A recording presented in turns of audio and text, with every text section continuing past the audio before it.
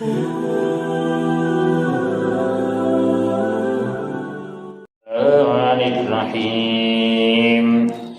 इन्ना नहनु नज़्ज़लना ज़िक्र व इन्ना लहू लहाफ़िज़ून।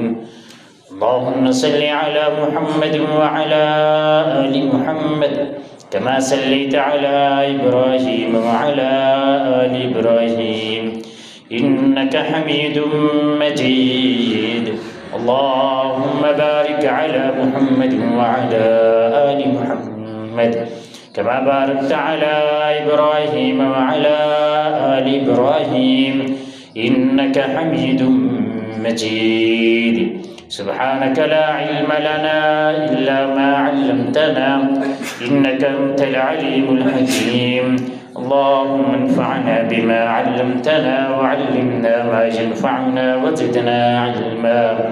रब्बि इश्रह ली सदरी व यस्सिर ली अमरी वहलुल उक़दतम मिन लिसानी यफ़क़हू क़ौली। रब्बि ज़िदनी इल्मन रब्बि ज़िदनी फ़हमन रब्बि ज़िदनी अमला। हम तो सना अल्लाह वहदहू ला शरीक के लिए दुरूद व सलाम हज़रत मुहम्मद रसूलुल्लाह सल्लल्लाहु अलैहि व आलिहि वसल्लम की ज़ात गिरामी पर। महतरम सामीन,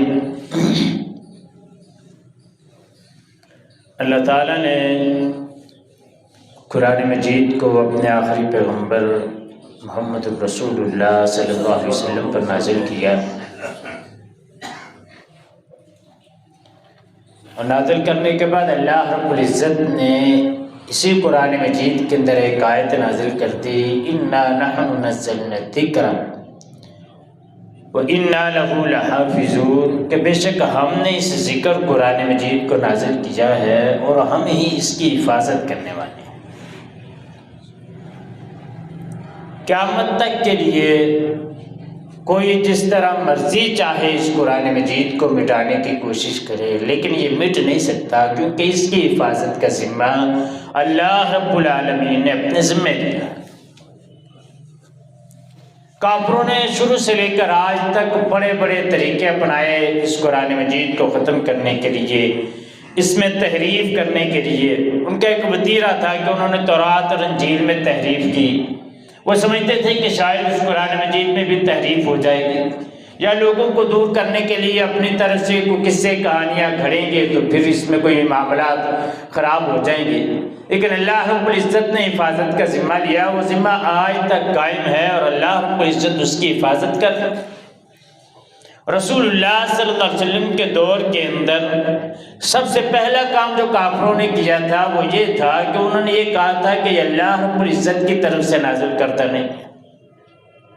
अल्लाह रब्बुल इज़्ज़त ने उसका जिक्र भी कुरान मजीद की सूरह अंबिया के अंदर किया।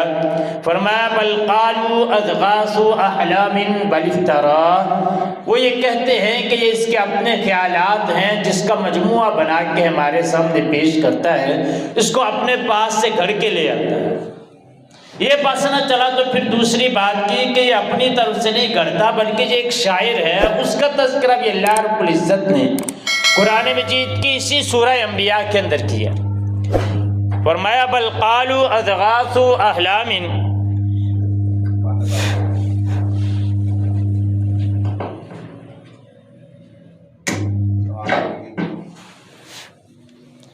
बल क़ालू अज़ग़ासु अहलामिन बल इफ्तराहु बल हुवा शाइर।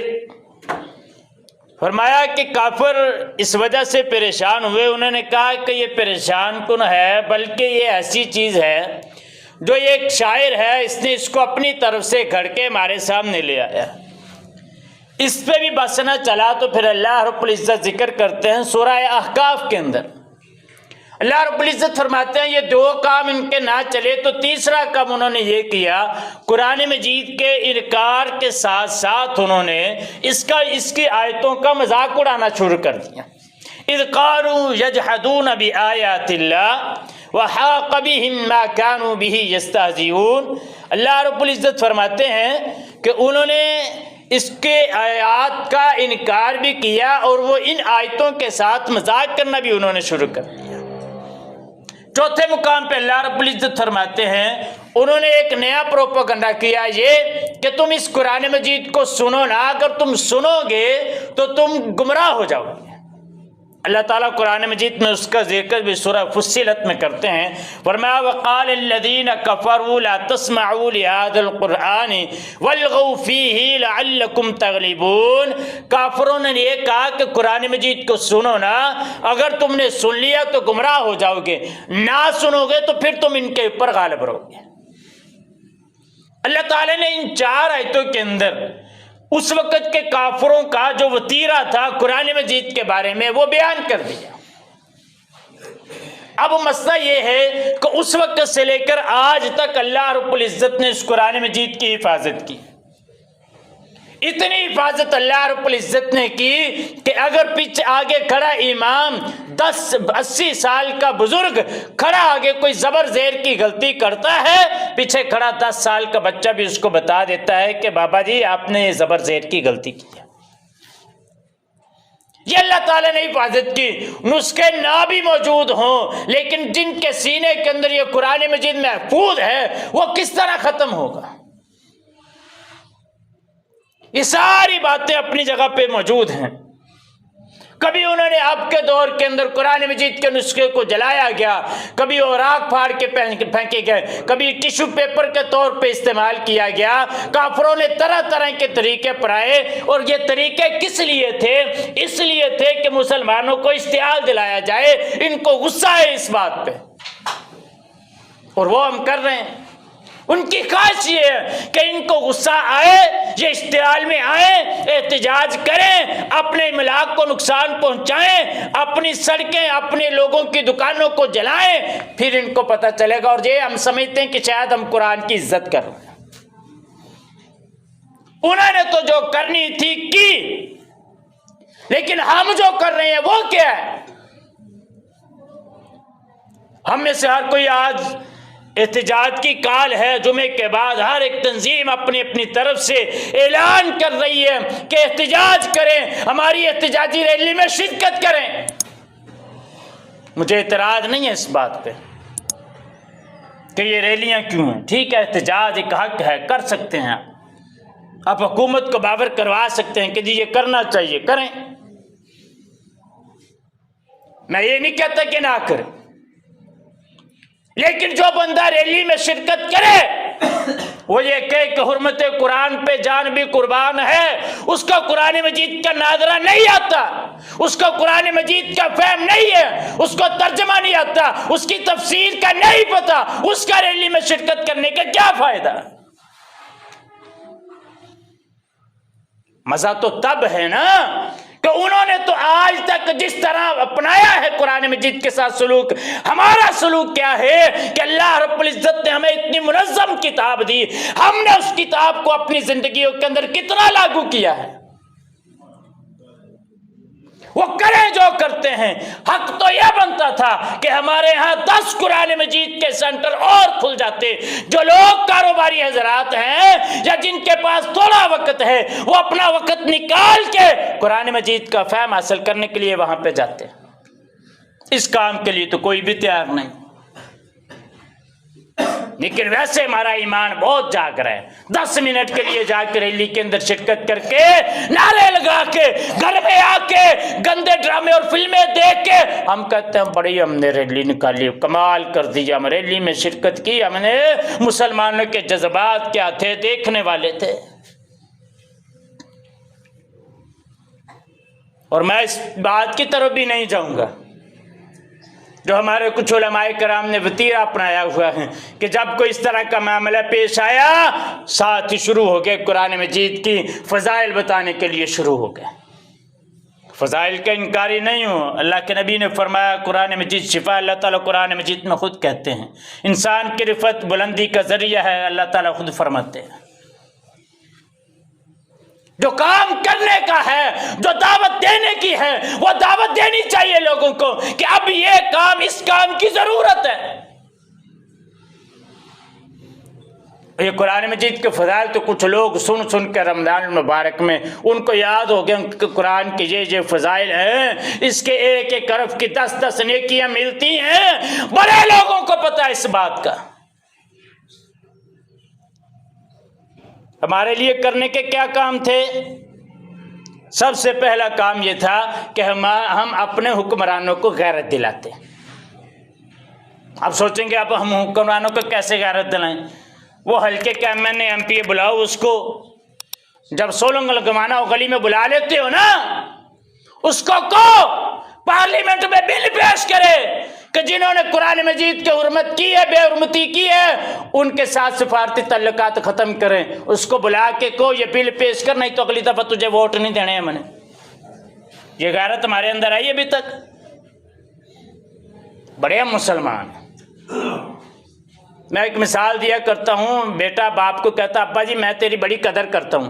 बाप कहता बेटा मुझे पानी पिला दे।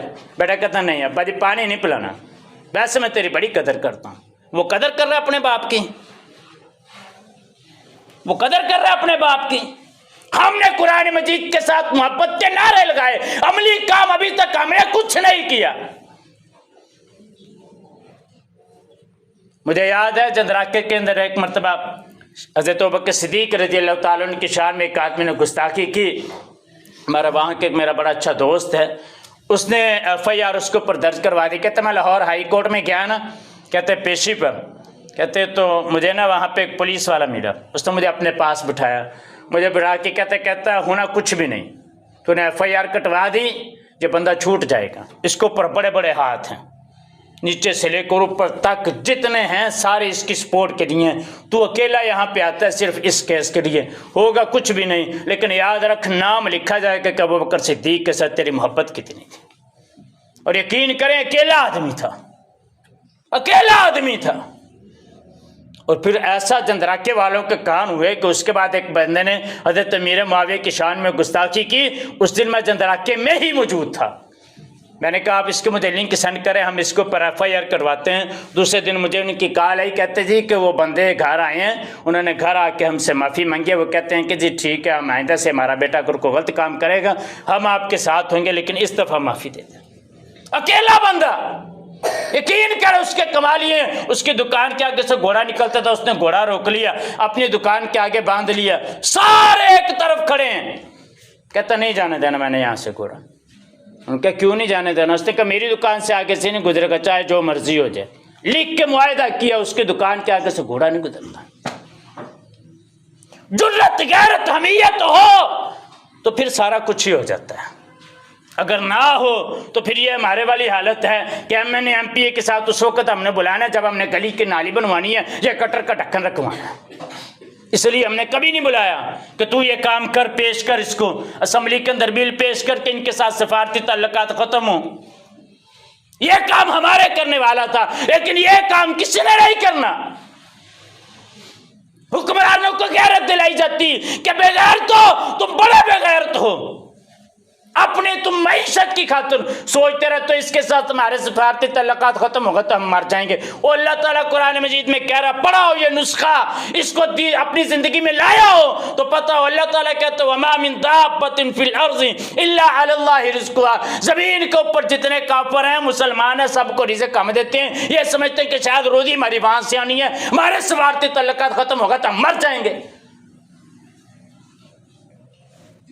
हमारे हुक्मरानों की हालत और मुसलमानों के हुक्मरानों की हालत, तरीक़ से कुछ वाक़यात देखो तो सोच आई कि गैरत दिलाने के लिए कुछ ऐसे वाक़यात मुसलमानों को सुनाने चाहिए। हज्जाज बिन यूसुफ मशहूर है, ज़ालिम हुक्मरान था, मुसलमान था, उसका फौत हो गया, उसका मामला अल्लाह के साथ है। उसको याद होगा आपको, एक मजलूम औरत ने फरियाद की थी जो राजा दहर के कब्ज़े के अंदर थी। हज्जाज बिन यूसुफ ने किसको भेजा था? मोहम्मद बिन कासिम को, 17 साल का नौजवान था। आज भी आप सिंध के अंदर दाखिल हो तो जो दरवाज़ा सिंध की हदूद का लगा हुआ है उसको बाबुल इस्लाम उसके ऊपर लिखा हुआ है। किस लिए लिखा हुआ है? इसलिए कि मोहम्मद बिन कासिम इराक से चला था और सिंध तक आया था एक औरत की फरियाद पर। अब उठाइए तरीक, मोतसम बिल्ला अब्बासी खलीफा था, इतला मिली कि मूरिया के बादशाह ने एक मुसलमान खतून को तरह तरह की अजियतें दी हुई हैं। जब वो मजलूम खतून चिल्ला चिल्ला कर बोली ना, वाह मोतसमाहू, मोतसम तुम कहाँ है, तो आगे से वो मूरिया जो बादशाह था उसने ये कहा, हाँ आवाज़ दे मोतसम को, वो आएगा तेरी फरियाद सुन के भी। ये बात किसी ने जाके मोतसम को बताई कि वो उस औरत ने इस तरह चिल्ला कर कहा था, तो आगे से अमूरिया का जो बादशाह था उसने ये जुमले बोले। मोतसम उस वक्त शरबत पीने लगा था, उसने अपने गुलाम को कहा, नहीं अब शरबत नहीं पीऊंगा, फौज तैयार करो। 4000 का लश्कर लेकर सख्त सर्दी के मौसम के अंदर गोरा के ऊपर सफर किया। 4000 का लश्कर लेकर मूरिया के अंदर दाखिल हुआ था और उस औरत की आवाज के ऊपर लब्बैक कहते हुए अमूरिया के बादशाह को शिकस्त दी और अमूरिया के ऊपर कब्जा किया था। और जब मौसम निकलने लगा था ना, तो नजूमी पास बैठे हुए थे, कहने लगे थे कि मूरिया के ऊपर जो सितारे हैं ना, वो इस बात की निशानदेही कर रहे हैं कि हम कब्जा नहीं कर सकते। और तारीख के अंदर 2 तरह की बातें मशहूर हैं। एक ये कि मौसम ने यह काम किया था कि उनको सबको कैद करवा दिया था, और दूसरी बात यह कि मौसम ने जब उसके ऊपर मूरिया के ऊपर कब्जा कर लिया ना, तो सारे नजूमियों को उसने मरवा दिया था। इस तरह के मामला तो हमारे पास नहीं आते, हमारे अंदर वो जज्बा व गैरत नहीं है। इसलिए तो अल्लाह के नबी ने फरमाया था कि मैं डरता हूँ तुम्हारे पास आखिरी वक्त में क्या आ जाएगा, तुम्हारे दिल में वहन आ जाएगी। अल्लाह के नबी वहन क्या फरमाया, तुम मौत से नफरत करोगे, ज़िंदगी से मोहब्बत करोगे, दुनिया की दौलत के साथ हमें मोहब्बत, हमें अपनी आखिरत की कोई फिक्र नहीं है। हम देखें कि हम जा किस तरफ रहे हैं। मैं कहता हूँ कि कुरान मजीद की बेहुरमती हमारे मुल्क में जितनी होती है शायद कहीं नहीं होती। आप कहेंगे वो कैसे, 73 के आइन के मुताबिक, अगरचे मैं उसको भी तस्लीम नहीं करता, जिसकी पहली शिक ये सुना है, मैंने पढ़ी नहीं, सुना है कि पाकिस्तान के अंदर, इस्लामी जमहूरिया पाकिस्तान में कुरान और हदीस के खिलाफ कोई कानून नहीं बनेगा। जो लोग जानते हैं उनको पता होगा कि ये शिक मौजूद है उसके अंदर। अगर ये शिक मौजूद है तो हमारे मुल्क में सूद क्यों राइज है? अल्लाह ताला तो कुरान मजीद में कहता है कि सूद जो है वो अल्लाह और उसके रसूल के साथ जंग है। अल्लाह के नबी ने फरमाया सूद के 73 से 70 से ज्यादा दर्जे हैं। सबसे हल्का दर्जा यह है कि इंसान अपनी सगी माँ के साथ जना करे। हुकूमत उसको तो आज तक ख़त्म नहीं कर सकी और हम चुप करके बैठे हुए थे। अल्लाह ख्याल करे, कोई बात नहीं, उस वक्त हमें वो बेहुरमती नहीं नजर आई। मैं तो इससे आगे भी बात कहता हूँ। हम ये कहते हैं कि हमने कुरान मजीद की बेहुरमती इन्होंने की। मैं कहता हूँ हमारे मुल्क के अंदर कलमे की बेहुरमती होती है। आप कहेंगे वो कैसे? कुरान मजीद के ये कलमा जो ला इलाहा इल्लल्लाह मुहम्मदुर रसूलुल्लाह सुना है कौमी असम्बली की इमारत के बाहर भी, पंजाब असम्बली की इमारत के बाहर भी लिखा हुआ है। जो अंदर बैठे उनको तो कलमे का मफहूम का नहीं पता, पढ़ना नहीं आता उनको। इससे बड़ी बेहुरमती और क्या होगी? जो अंदर बैठे हैं उनको तो पढ़ना नहीं आता, उनको तो उसका पता नहीं कि कलमे का मतलब क्या है। इससे बड़ी बेहुरमती क्या है? अगले दिन तस्वीर बड़े जोर शोर से सोशल मीडिया पे चल रही थी। पंजाब असम्बली के मीटिंग रूम के अंदर पीछे आयत अवेदा है, कौन सी? लक़द कान लकुम फी रसूलिल्लाहि उस्वतुन हसना, और दूसरी आयत मा कान मुहम्मदुन अबा अहदिम वलाकिन रसूलुल्लाह मिन खातमिन नबिय्यीन। ये वाली आयत और साथ दूसरी हदीस में लिखी हुई थी अना खातमुन नबिय्यीन ला नबिय्य बादी। मुझे ये बताएं कि वहाँ पे बैठने वाले जितने लोग हैं, पंजाब असम्बली की जो कबीना मीटिंग वहाँ पे बैठ के करती है, किसी को खत्म नबूवत का पता हो कि खत्म नबूवत कहते हैं किसी? ये बेहुरमती नहीं?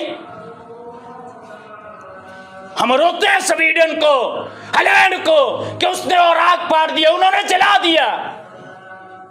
हम जो करते हैं वो क्या है? हमारे जो जिम्मे काम थे, हमने क्या करना था?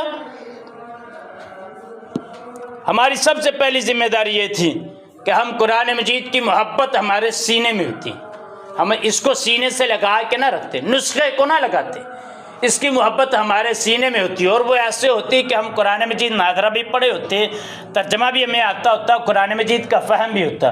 दूसरी इसके ऊपर जिम्मेदारी ये थी कि इस कुरान मजीद को हम अपनी ज़िंदगी के अंदर लागू करते हैं। ये दोनों काम हमने कर लिए, अगर तो कर लिए तो रैली में ज़रूर शिरकत करनी चाहिए, अगर नहीं किए तो फिर सोचना चाहिए कि ये क्यों नहीं किए अभी तक। हमने अपने बच्चों को कुरान मजीद पढ़ा लिया, अगर खुद नहीं पढ़ सके। हमने अपने बच्चों को कुरान मजीद का फहम दे दिया, अगर खुद नहीं दे सके, खुद नहीं हासिल कर सके। 18 साल की उम्र तक स्कूल की तालीम हासिल करने के बाद नतीजा देख नहीं लिया लाहौर के स्कूल के अंदर, देख नहीं रहा स्कूल, कोई नहीं बोल रहा, नहीं बोलना। क्यों? स्कूल था, मदरसा होता तो पता नहीं ये बात कहां से कहां तक चली जाती। लड़कियां ड्रग्स का धंधा कर रही हैं स्कूल के अंदर, कोई पूछने वाला नहीं। और अल्लाह खैर करे, स्कूल इंतजामिया भी टस से मस नहीं हो रही, कहते कोई बात नहीं, को जो करना है इसके बाप को करने दो।